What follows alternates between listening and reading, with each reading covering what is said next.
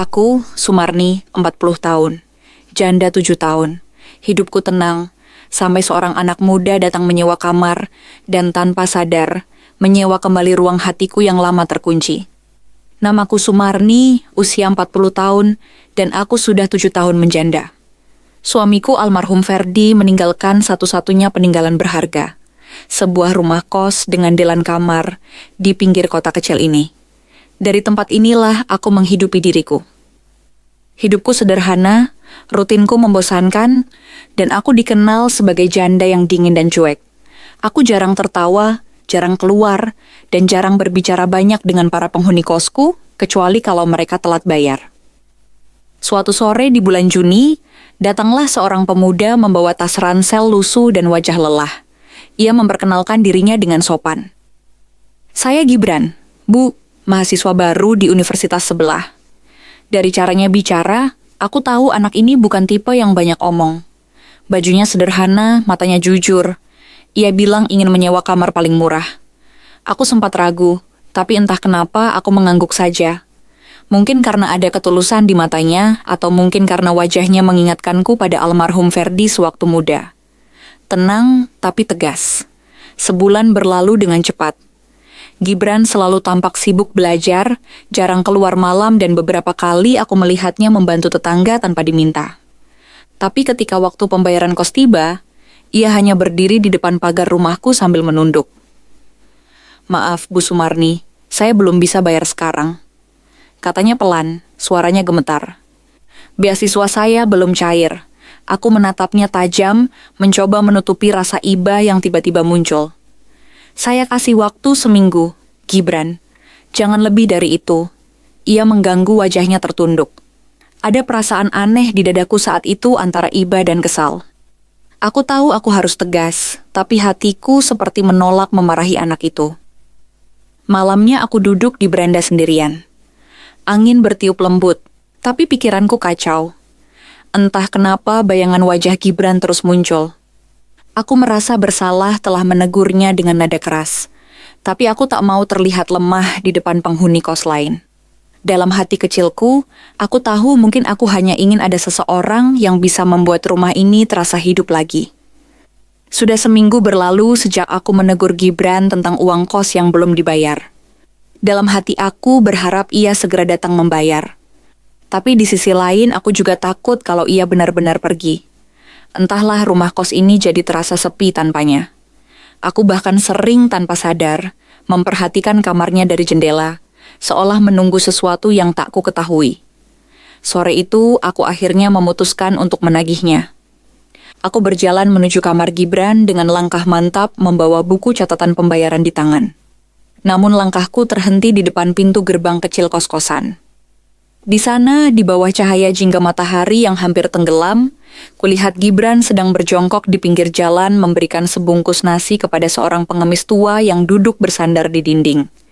Padahal aku tahu, nasi itu adalah jatah makannya sendiri. Aku berdiri terpaku, dadaku sesak, mataku panas. Entah mengapa pemandangan itu menusuk hatiku. Wajah pengemis itu tampak bersyukur, dan Gibran hanya tersenyum lembut sambil menepuk bahunya. Senyum itu, ya Allah, persis seperti senyum almarhum suamiku dulu. Senyum yang penuh kasih dan ketulusan. Aku berbalik cepat, tak sanggup menegurnya saat itu. Air mataku jatuh begitu saja, mengalir di pipi tanpa bisa kutan. Aku berjalan masuk ke rumah, duduk di ruang tamu yang hening, menatap foto suamiku di dinding. Ferdi, bisikku pelan. Kalau kau masih kehidup, mungkin kau pun akan menolong seperti itu. Beberapa menit kemudian terdengar ketukan di pintu.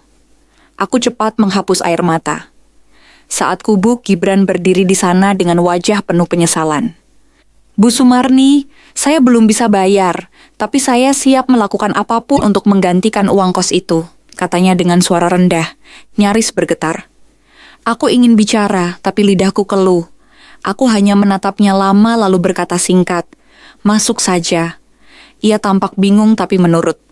Aku melangkah lebih dulu ke ruang tamu, sementara di dalam hatiku berkecamuk rasa iba, kagum, dan entah apa lagi yang belum bisa kutafsirkan. Ada sesuatu yang berubah sore itu di dalam diriku. Sore itu setelah aku mempersilakan Gibran masuk, kami duduk berhadapan di ruang tamu. Rumahku terasa begitu hening. Hanya suara jam dinding yang terdengar berdetak pelan. Aku tak tahu harus berkata apa. Rasanya aneh. Aku ingin menegur, tapi justru hatiku luluh. Kalau ibu mau, katanya pelan. Saya bisa bantu bersih-bersih kos atau bantu apa saja.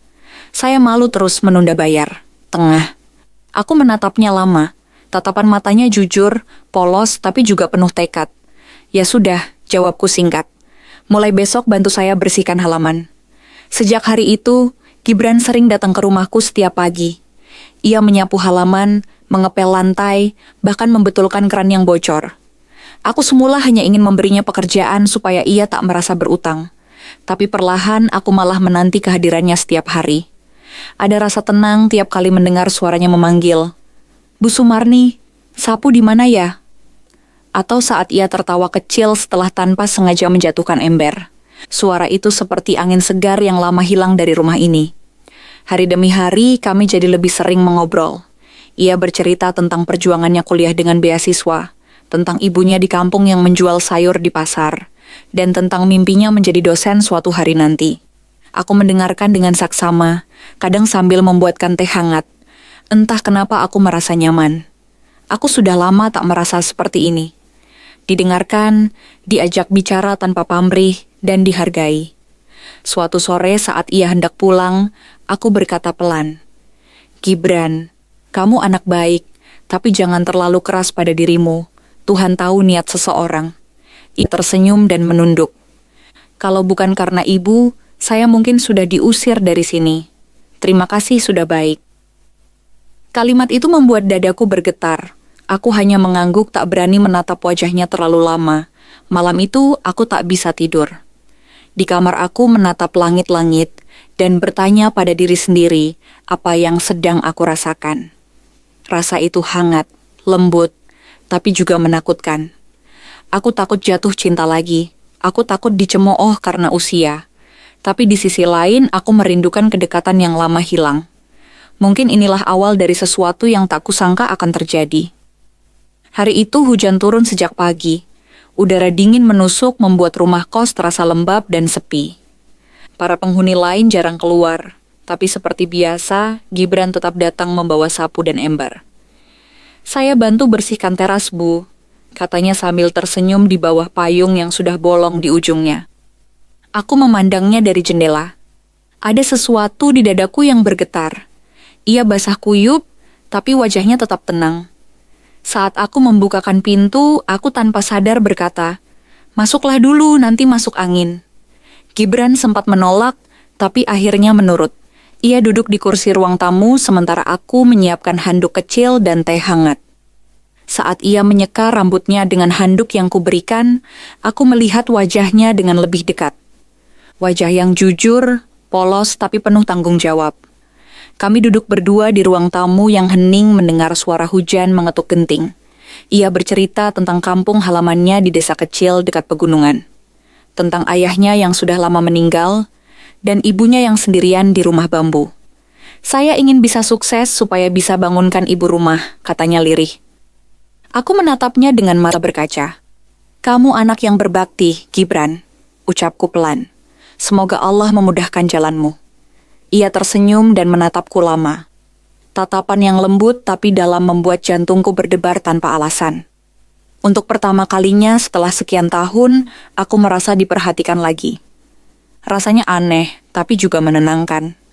Aku mencoba mengalihkan pandangan, tapi di dalam hati aku tahu ada dinding di dalam diriku yang mulai retak. Sejak hari itu, aku sering menemukan alasan untuk berbicara dengannya. Kadang hanya untuk menanyakan hal sepele. Apakah air di kamar mandi lancar atau lampu di koridor masih menyala? Tapi sebenarnya aku hanya ingin mendengar suaranya. Suatu malam saat ia menyalakan pompa air dan tangannya kotor oleh lumpur, aku spontan membantu membersihkan. Jari kami sempat bersentuhan hanya sekilas, tapi cukup membuat dadaku berdebar lebih cepat. Malam itu aku menyadari sesuatu. Aku bukan hanya iba pada Gibran. Aku mulai menyukainya. Namun begitu sadar akan perasaan itu, aku ketakutan sendiri. Aku berusia 40 tahun dan ia baru 21. Apa kata dunia jika mereka tahu? Tapi saat menatap wajahnya, entah kenapa, semua ketakutanku lenyap, digantikan oleh rasa yang hangat dan tulus. Malam itu aku tidak bisa tidur. Suara hujan rintik-rintik di luar jendela membuat pikiranku melayang. Aku memikirkan Gibran tentang senyumnya, tentang tutur katanya yang lembut, tentang caranya memandang dunia dengan tekad kuat meski hidupnya pas-pasan. Rasanya seperti melihat masa mudaku sendiri yang hilang. Aku berusaha menepisnya, tapi semakin kutolak, semakin kuat bayangan itu muncul. Sekitar pukul 9 malam terdengar ketukan di pintu. Aku terkejut. Siapa yang datang malam begini? Ketika aku buka, ternyata Gibran berdiri di depan pintu dengan wajah cemas. Maaf, Bu Sumarni. Air di kamar mandi belakang mampet. Saya enggak enak kalau ganggu malam-malam, tapi takut besok tambah parah, katanya. Aku mengangguk meski sebenarnya aku tahu masalah itu bisa ditunda. Tapi entah kenapa aku justru senang ia datang. Sudah, biar saya temani, ujarku. Kami berjalan ke belakang rumah dengan senter di tangan. Udara malam lembab dan dingin, tapi entah kenapa aku merasa hangat. Setelah selesai memperbaiki saluran air, kami duduk di teras belakang yang kecil. Aku membuatkan teh dan kami berbincang lama tentang hidup, masa lalu, dan kehilangan. Tanpa kusadari, aku mulai menceritakan tentang suamiku Ferdi. Tentang bagaimana aku kehilangan semangat hidup sejak ia pergi. Tentang kesepianku yang tak pernah katakan pada siapapun. Gibran mendengarkan dengan mata berkaca-kaca. Ibu pasti berat sekali ya, katanya lirih. Aku mengangguk pelan. Kadang aku cuma ingin ada yang mendengarkan. Bukan kasihan tapi memahami. Ia menatapku dan untuk pertama kalinya aku merasa seolah ada seseorang yang benar-benar melihatku. Bukan hanya sebagai janda pemilik kos, tapi sebagai seorang wanita yang pernah terluka. Hening beberapa saat, hanya ada suara hujan yang semakin pelan di luar. Bu, katanya tiba-tiba, kalau boleh jujur, saya selalu kagum sama ibu. Ibu kuat tapi tetap lembut. Saya belajar banyak dari ibu. Kata-kata itu sederhana, tapi hatiku seolah bergetar. Aku tersenyum kecil sambil menunduk. Takut ia melihat wajahku yang memerah. Aku tahu seharusnya aku menjaga jarak, tapi malam itu perbincangan kami menembus batas. Rasanya seperti dua jiwa yang saling menemukan tempat pulang meski datang dari dunia yang berbeda. Saat ia pamit untuk kembali ke kamarnya, aku hanya bisa berkata lirih. Terima kasih Gibran sudah mau mendengarkan. Ia menatapku lama sebelum menjawab. Terima kasih juga Bu, sudah percaya. Dan malam itu aku sadar hubungan kami tak lagi sekadar penghuni dan pemilik kos. Ada sesuatu yang tumbuh perlahan, lembut, tapi nyata. Sejak malam itu ada yang berubah dalam diriku. Rumah ini terasa berbeda, lebih hidup, lebih hangat. Aku mulai menantikan langkah kaki Gibran setiap pagi. Bahkan aroma sabun dari bajunya pun entah kenapa terasa menenangkan. Aku berusaha menyembunyikan semuanya di balik sikapku yang tetap terlihat tenang dan tegas. Tapi hati-hati tidak bisa dibohongi. Setiap pagi aku menyiapkan teh lebih banyak dari biasanya. Awalnya aku berdalih itu kebiasaan lama. Tapi sebenarnya aku berharap Gibran datang lebih cepat agar bisa kuberikan secangkir. Kadang ia datang dengan senyum sopan dan ucapan, "Wah, ibu rajin sekali pagi-pagi begini." Aku hanya tersenyum tipis sambil menatap ke arah lain, padahal wajahku sudah hangat menahan malu. Di mata para penghuni kos lain, aku tetap Bu Sumarni yang cuek dan disiplin. Tapi mereka tak tahu, setiap kali Gibran lewat halaman, aku selalu berpura-pura menyapu agar bisa melihatnya lebih lama. Kadang aku menegur hal kecil seperti, jangan lupa sarapan hanya agar bisa mendengar suaranya menjawab. Hubungan kami masih dalam batas wajar. Tapi aku tahu hatiku mulai melangkah terlalu jauh. Suatu sore, aku sengaja datang ke kamarnya untuk memeriksa keadaan kos. Ia sedang belajar buku-buku bertumpuk di meja kecil. Saat aku menegur, ia buru-buru menutup catatan dan berdiri. Ibu mau periksa ya? Silakan, aku mengangguk, tapi mataku tak bisa lepas dari kesederhanaan kamar itu. Kasut tipis, lemari kecil, dan foto seorang wanita tua yang kurasa adalah ibunya. Ibu kamu pasti bangga punya anak sebaik kamu, ucapku tanpa sadar. Ia tersenyum dan menatapku dalam. "Saya juga bangga kenal ibu," katanya pelan. Kata itu membuatku diam cukup lama. Suasana menjadi sunyi, hanya terdengar detak jarum jam dinding. Aku menatap wajahnya lalu segera berpaling. Ada sesuatu di tatapan itu. Sesuatu yang lembut tapi juga berbahaya bagi hatiku. Aku tahu perasaan ini tak seharusnya tumbuh, tapi ia tumbuh juga. Diam-diam seperti bunga liar yang menembus batu. Malamnya aku duduk di ranjang sambil memeluk bantal. Merasa bodoh tapi juga bahagia. Aku tak pernah menyangka bisa merasakan rindu lagi di usia 40. Rindu yang sederhana, ingin mendengar suaranya, ingin melihat senyumnya, ingin memastikan ia baik-baik saja. Dan di antara kesunyian malam itu, aku hanya bisa berbisik pada diriku sendiri. "Sumarni, kau jatuh cinta lagi."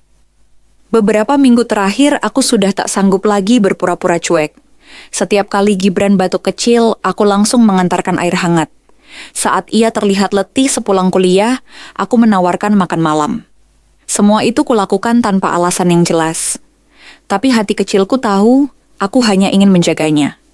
Pagi itu ia datang seperti biasa, membawa sapu dan senyum. "Bu Sumarni, saya sudah bersihkan halaman. Ada yang bisa saya bantu lagi?" katanya. Aku berpikir sebentar lalu menjawab, "Kalau kamu sempat, tolong bantu periksa genteng bocor di kamar ujung. Nanti saya buatkan teh manis." Ia mengangguk riang dan aku melihat wajahnya memerah terkena sinar matahari. Entah mengapa pemandangan sederhana itu membuat dadaku terasa hangat. Siang hari setelah ia selesai, kami di teras depan. Aku menyodorkan teh dan sepiring pisang. Kami berbicara tentang hal-hal kecil, tentang dosen yang galak, teman kos yang suka lupa menutup keran air, sampai tentang cita-citanya setelah lulus. "Saya ingin bisa bantu banyak orang, Bu. Hidup ini terlalu singkat kalau cuma dipakai buat diri sendiri," katanya sambil menatap langit biru. Kalimat itu membuatku diam lama. Aku menatapnya dari sisi rambutnya yang berantakan, matanya yang tenang, dan wajahnya yang jujur. Aku berpikir, bagaimana mungkin anak seusia itu punya hati sedalam itu? Tanpa sadar, aku berkata pelan, "Kamu mengingatkanku pada almarhum suamiku. Dia juga suka menolong siapa saja tanpa pikir panjang." Gibran menoleh padaku dengan lembut. "Mungkin itu sebabnya saya betah di sini, Bu. Rumah ini terasa seperti rumah sendiri." Aku menelan ludah, menahan gejolak di dada. Kata-katanya sederhana tapi menyentuh. Aku tahu batas antara kasih sayang dan cinta mulai kabur di antara kami. Ada kehangatan yang sulit dijelaskan setiap kali kami saling menatap. Malamnya aku duduk di kursi depan jendela, menatap kamar Gibran yang temaram dari cahaya lampu kecilnya. Aku tahu ia masih belajar, mungkin sedang menulis sesuatu. Aku tersenyum sendiri. "Ferdi, bisiku pada bayangan suamiku di foto dinding. Mungkin ini caramu mengirim seseorang untuk membuatku hidup lagi." Dan malam itu aku sadar aku tak lagi sekadar iba. Aku benar-benar jatuh cinta, dalam, tulus, dan tanpa rencana. Hari itu udara sore begitu lembut. Angin membawa aroma bunga kenanga dari taman kecil di depan rumah. Aku duduk di teras membaca buku lama peninggalan almarhum suamiku. Saat suara langkah pelan terdengar mendekat, Gibran baru pulang kuliah.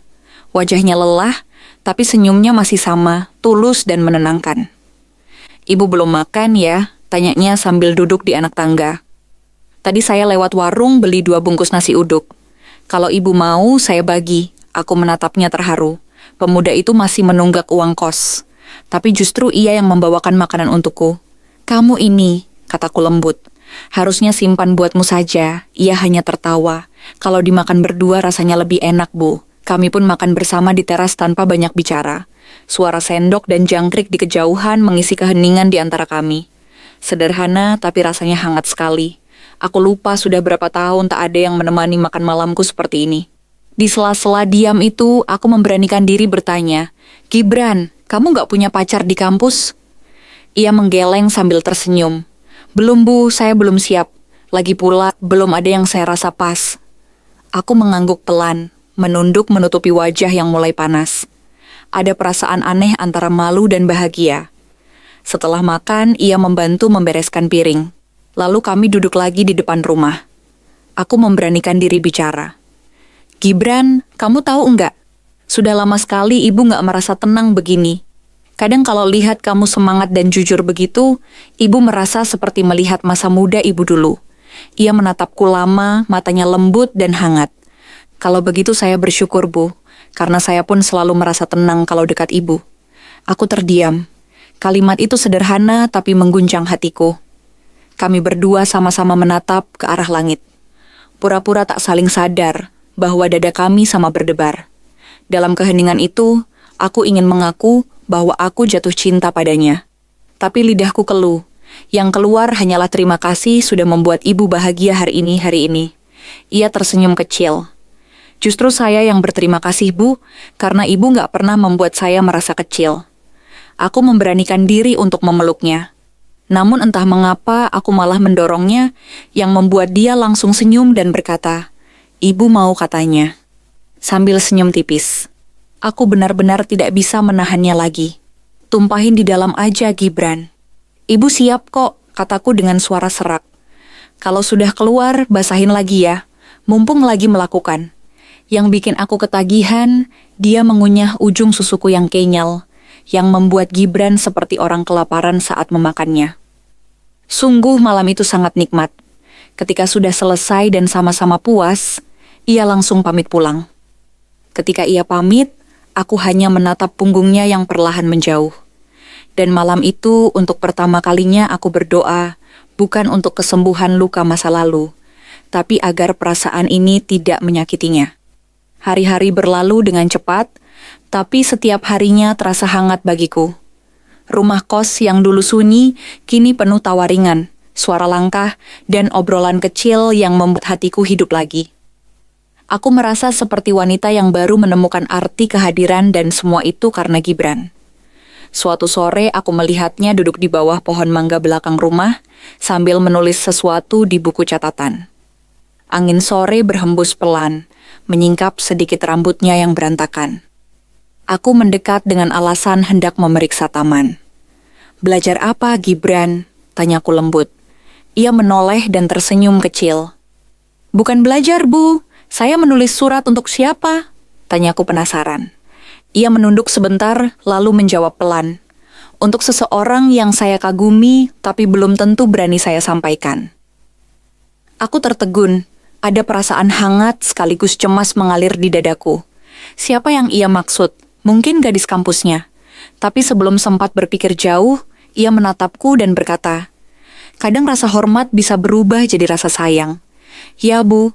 Aku tak bisa menjawab. Hanya senyum samar yang keluar mencoba menyembunyikan getar dalam suaraku. Malamnya aku memanggilnya ke rumah untuk membantu mengganti lampu ruang tamu yang mati. Saat ia berdiri di atas kursi, aku memegangi tangga di bawah. Saat itu lampu yang baru menyala membuat wajahnya tampak jelas, hangat, jujur, dan begitu dekat. Begitu ia turun, pandangan kami bertemu. Untuk beberapa detik yang panjang, tak ada kata, hanya tatapan. Di mata itu aku melihat sesuatu yang tak bisa diucapkan, tapi terasa begitu nyata. Ia akhirnya berkata pelan, "Bu Sumarni, saya enggak tahu apa yang ibu rasakan, tapi saya tahu satu hal. Saya enggak ingin ibu sedih lagi." Aku menunduk menahan air mata yang nyaris tumpah. "Gibran, jangan bicara begitu. Dunia akan menertawakan." Ia tersenyum tenang. "Kalau dunia menertawakan, biar saja, Bu. Asal ibu tersenyum." Kata-kata itu menembus pertahananku.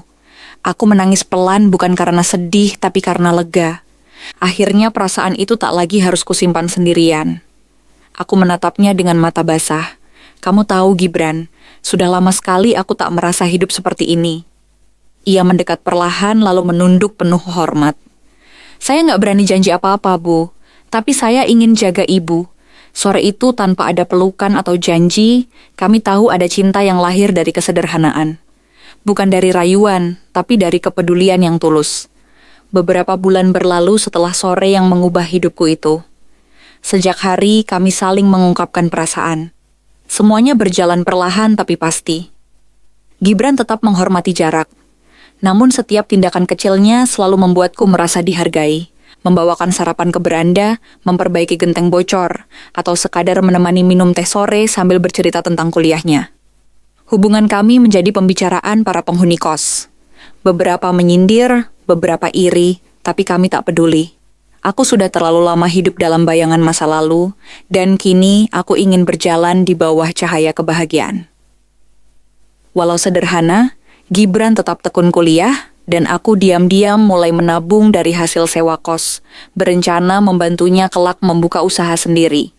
Sampai suatu hari ia datang dengan pakaian rapi, membawa selembar surat. "Bu Sumarni," katanya gugup. "Saya lulus kuliah, tapi saya enggak mau cari kerja di tempat lain. Saya mau bantu ibu, mau tetap di sini." Aku tersenyum haru. "Kenapa kamu masih muda, Gibran? Dunia luas, kamu pantas dapat lebih baik." Ia menatap mataku kali ini dengan keyakinan penuh. "Yang terbaik buat saya cuma satu, Bu. Hidup di samping orang yang saya cintai. Izinkan saya menikahi ibu." Aku terdiam. Dunia seolah berhenti berputar. Air mataku jatuh tanpa bisa kutahan. Dalam hatiku ada rasa takut, tapi juga kelegaan yang begitu besar. Setelah sekian lama menutup hati, akhirnya aku sadar, Tuhan tak pernah benar-benar meninggalkanmu. Ia hanya menunggu waktu yang tepat untuk menghadirkan cinta sejati. Beberapa minggu kemudian, dengan saksi para tetangga dan penghuni kami menikah dalam kesederhana. Tidak ada gaun mewah atau pesta besar.